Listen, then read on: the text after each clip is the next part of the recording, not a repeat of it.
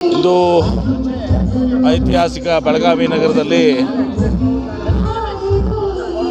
ವಿಧಾನಸೌಧದಲ್ಲಿ ಮಹಾತ್ಮ ಗಾಂಧೀಜಿಯವರ ಪ್ರತಿಮೆಯನ್ನು ಅನಾವರಣಗೊಳಿಸಿ ತದನಂತರ ಒಂದು ದೊಡ್ಡ ಸಮಾವೇಶ ಜೈ ಬಾಪು, ಜೈ ಬಾಬಾ ಸಾಹೇಬ್, ಜೈ ಸಂವಿಧಾನ ಅಂಥೇಳಿ ಒಂದು ಘೋಷಣೆಯನ್ನು ಈ ದೇಶಕ್ಕೆ ತಲುಪಿಸುವ ಮೂಲಕ ಮಹಾತ್ಮ ಗಾಂಧೀಜಿಯವರಿಗೆ, ಡಾಕ್ಟರ್ ಬಾಬಾ ಸಾಹೇಬ್ ಅಂಬೇಡ್ಕರ್ ಅವರಿಗೆ ಮತ್ತು ನಮ್ಮ ದೇಶದ ಸಂವಿಧಾನದ ಬದ್ಧತೆ ಬಗ್ಗೆ ಹಾಗೂ